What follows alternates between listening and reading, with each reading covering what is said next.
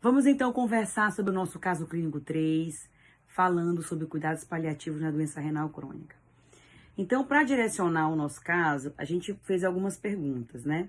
Então, quais os principais problemas nesse momento em que o paciente retorna para a sua consulta ambulatorial para a gente cuidar e dar atenção? Então, o paciente, vamos entender, um paciente com mais de 80 anos, com uma doença renal crônica terminal, com demência avançada, com alteração de comportamento, é um paciente com multimorbidades, hipertensão, diabetes, é um paciente que saiu da hemodiálise, então ele está ali com todas as toxinas, né, urêmicas em alta, é um paciente frágil, as escalas mostram isso, ele tem uma alta vulnerabilidade, é um paciente com todos os critérios de FRID ali presentes, tá? Um paciente com dor que não está controlada, é um paciente que tem uma fragilidade social importante, a filha está sobrecarregada. Então, já entendemos que realmente a suspensão da diálise ela é muito clara para nós.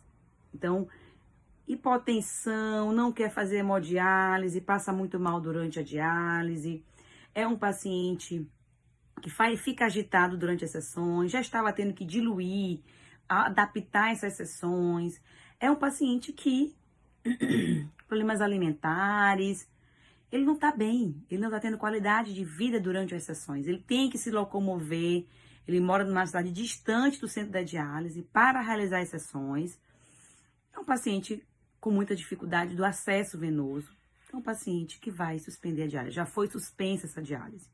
E o que vamos fazer? Vamos cuidar, vamos discutir como vai ser esse plano terapêutico, porque o risco desse paciente morrer nos próximos dias e meses é muito grande.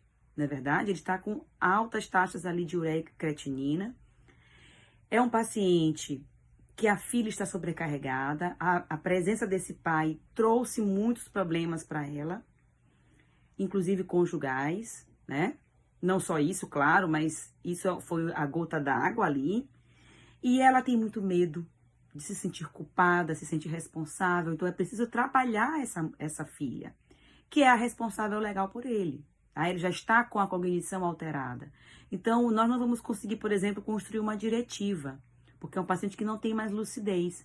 Nós vamos que fazer um plano terapêutico baseado nas experiências que a filha responsável legal vai trazer para nós. Então, é um paciente que precisa de controle de sintomas. Dor. Que tal a gente, por exemplo, acrescentar aí, né, um antidepressivo dual, para a gente ajudar nesse controle das dores, da dor neuropática.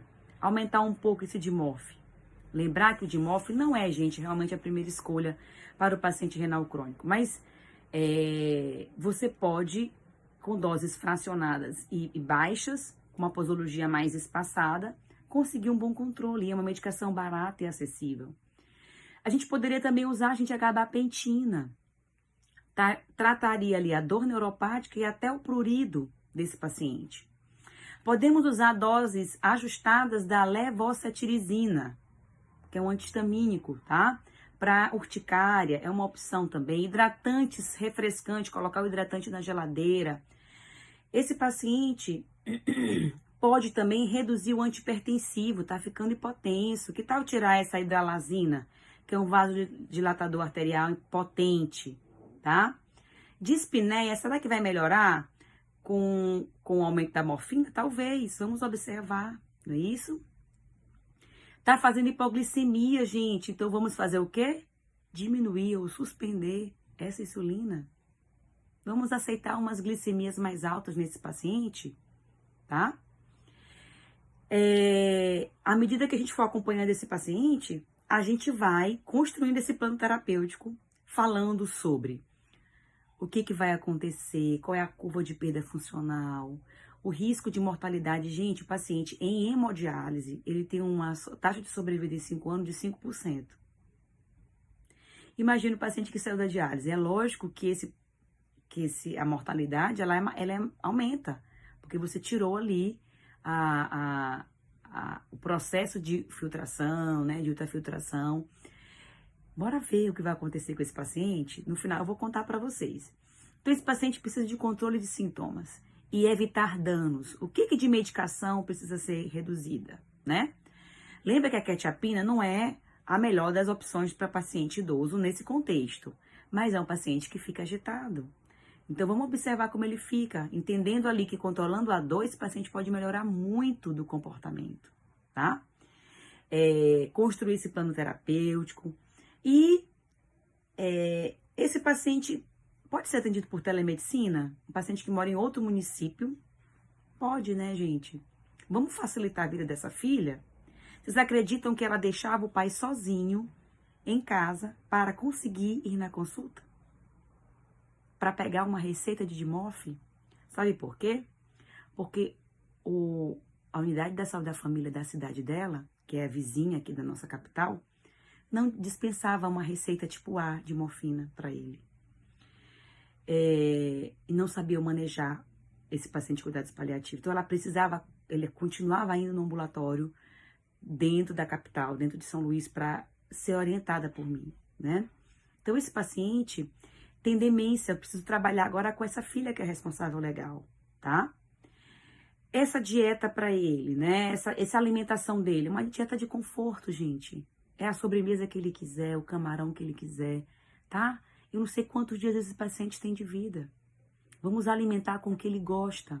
É um paciente que vem com muita inapetência, tá?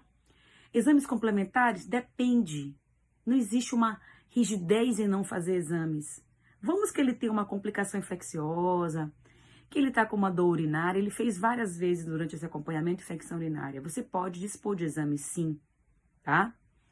Foi às emergências, chegou a fazer exames na emergência. Então, esse paciente foi um paciente que viveu, gente, 1 ano e meio longe da hemodiálise. Foi um paciente que foi algumas vezes para emergência, que nós construímos o seu plano terapêutico e a filha levava esse laudo. Isso evitou que ele fosse internado muitas vezes. Nunca foi internado. Ficava em observação, melhorava os sintomas e voltava. Infelizmente, a unidade de saúde da família do seu município não conseguia atendê-lo a contento. Ia lá, olhava, não conseguia prescrever, não conseguia manejar as medicações. Então, nós precisamos acompanhá-lo até o fim da vida. Esse paciente melhorou muito. Ficou muito bem, sem dor. Esse paciente ganhou peso. Esse paciente conversou muito com essa filha, interagiu muito.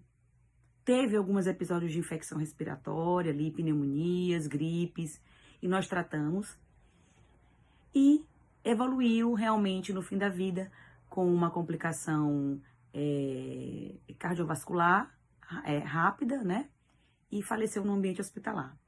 Então, foi um paciente que, na medida do possível, foi ofertado uma assistência paliativa dentro da realidade que nós temos hoje aqui na grande ilha de São Luís, tá?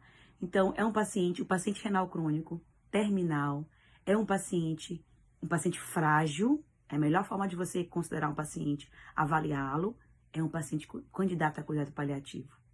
E muitos sintomas vão ter que ser manejados, tá? Mas isso não vai nos impedir de ofertar a excelência no cuidado. É lógico que o nosso paciente é um paciente do serviço público, um paciente que foi feito o que era possível dentro da realidade dele, e aí se aplica a telemedicina nos cuidados paliativos.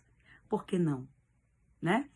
Para que eu leve atendimento a um paciente distante dos grandes centros, que precisa de avaliação e acompanhamento.